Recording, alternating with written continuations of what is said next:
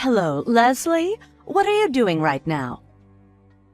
I have a day off today, so I'm currently at the hospital. Is something the matter? You're not working? My, how lucky to get a day off in the middle of the week. While Kennedy's still working, no less. Aren't you at least a little bit ashamed? I'm working hard every other day, Mrs. Roberts. What can I do for you? Neither you nor Kennedy have been coming over to visit us these days. Mind telling me what's up with that? We don't get many chances to visit, and recently we've both gotten busier with our jobs, work piling on and all. That's just an excuse, isn't it? It's not, I assure you. You seriously can't make some time to see me and my husband? See, this is exactly why I despise women near 40 without any children. It's like you don't feel responsible. You're just saying work this and work that when you're just running, aren't you? Anyone would agree that load of BS is just a good excuse to explain why you don't have children. But it's not like that at all, you see. It brings me sadness that you would think that way, but we will visit you whenever we can, I promise. And when would that be, precisely? You do have your day off today. You get over here right this instant. Right this instant? I'm still at the hospital, Mrs. Roberts. In addition, it does take about an hour and a half to get to where you live. I also have some other plans later on in the day, so I'm afraid today will be difficult. Ugh, excuses again? These are not excuses, Mrs. Roberts. I wonder how we can live together if this keeps up. What? We don't have any plans to live together, Mrs. Roberts. Give it some time, and you won't be able to say that sentence anymore. What do you mean? You see, dear, we've decided to reform our entire house. Oh, is that so? I didn't know about that. It's going to be a big project, and the house will be bigger when it's done. Aren't you excited? Yes, I'm very excited. When will the reforming start? We're still discussing that, but once the construction's finished, I thought we could live together. Oh, what? It's scheduled to finish sometime next year, so you'll have plenty of time to get ready, right? Mrs. Roberts, could you refrain from deciding stuff for us, if you please? Like I said, we don't have plans to live with you. Not to mention the fact that our jobs are so far away from your home.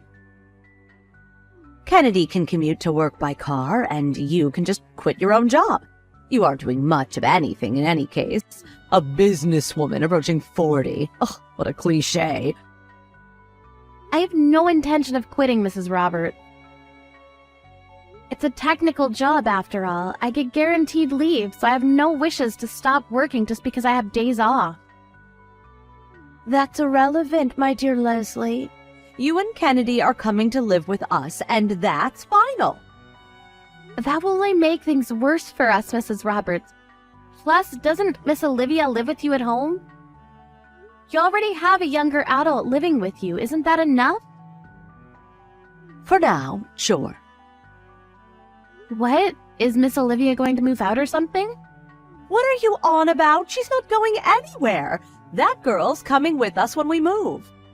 But in the event something happens to us, you're going to take care of her after all, so without you living under the same roof, it's rather inconvenient, wouldn't you agree?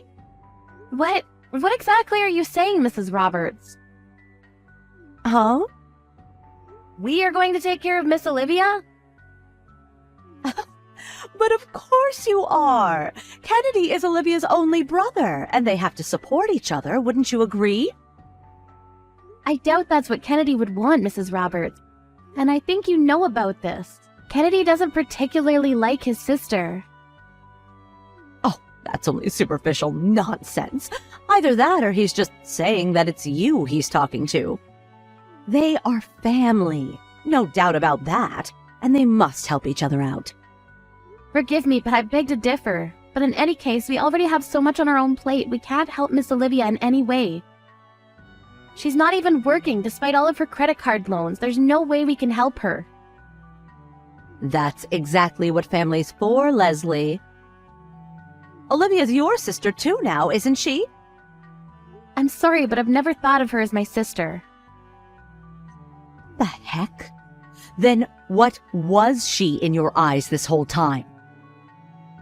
Only that there's someone else living in your house. We've only met like twice since Kennedy and I got married. And she spends most of her time secluded in her room, doesn't she? That girl's a hard-working academic. Her room's filled to the brim with books. Unlike you, an unintelligent, broke woman, she reads her time away. I read books too, Mrs. Roberts. The only difference is that I can only buy books I can afford with everything else. Oh, shut the hell up. You're going to live with us very soon, so I suggest you get comfortable with Olivia. Mrs. Roberts, I'm going to be clear here. We're not going to live with you. And during the reforming, my husband and I are going to visit other relatives. I see. But they say they really don't have the space for Olivia and can't make any more room. So I'll say my thanks now. So it's done. Wait, what? Don't tell me you're entrusting us with her. Is that such a bad thing? It's just not possible. We can't take care of that kind of dead weight. Aren't you a cruel human being? Choose your words wisely before you say them.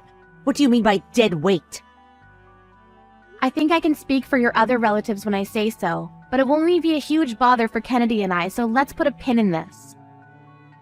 It's already settled, and Olivia's getting ready under the pretense she's moving in with you. She'll head over next month, or maybe the next. Take good care of her.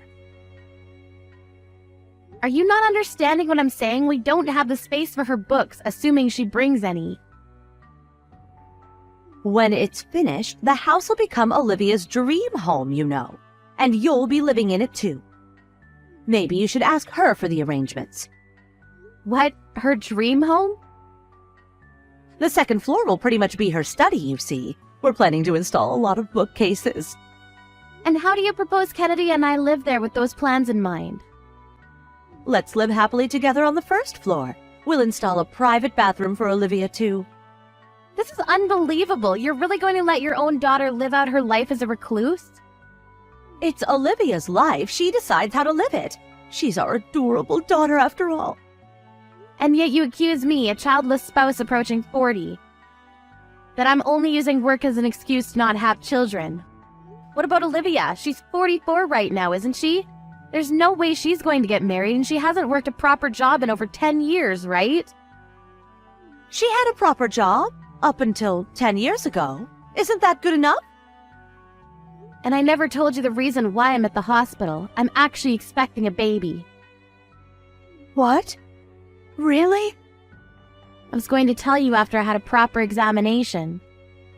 It's a shame it turned out this way. Oh, how marvelous! All the more reason for living together, isn't it? You're finally having a baby! Oh, I can finally see my first grandchild. Not in a million years will we live with you. What? Why? We can't live in a newly reformed house with the second floor a haven for a recluse. With our darling baby, you see. And also it's another thing to live on the first floor with our family, with Mr. Roberts and with you, while Olivia gets the whole damn second floor to herself. A child changes everything, Leslie. I'll have a chat with Olivia and see if we can reach a compromise. In either case, we're not living with you. We have no intention of taking care of Olivia either. How heartless of you. Kennedy would never say such nasty things. And also, Kennedy and I are planning to build a house of our own. What? Really? We were worried that we couldn't help you in the event you're not doing so well, so we were thinking if we build a little bit closer to home. I'm starting to think it's a lost cause. You were thinking about that for us? Yes, on the condition that you make Olivia independent, but that won't seem possible anyway. I want to live with my grandchild, too. I've been waiting 3 long years for a grandchild, you know. Perhaps you should be hopeful to see Olivia's child. Since she's so important to you, you're willing to reform your whole house for her sake. Well, first she has to touch some grass if you want her to get married and have children. She isn't so much dead weight for me and for Kennedy. Perhaps oversized piece of trash is a more accurate description. How about you start by making her stop asking for credit card loans? Leslie felt like she'd gone a little too far with what she said, but Kennedy praised her, saying great job when she told him what happened. Later on, Kennedy himself contacted Mrs. Roberts and told her that the plan to build the house closer to home was scrapped,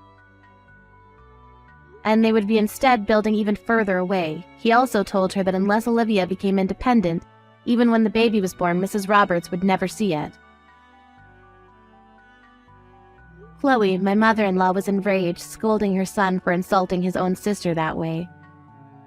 But George, my father-in-law, agreed that although he did love his daughter very much, she couldn't live like this anymore, and he told us he'd ask her to find her own place. But then Olivia flew into a tantrum and nearly destroyed the entire house. The police had to get involved to stop her. Now Leslie and Kennedy are apparently searching for ways to cut ties with Olivia.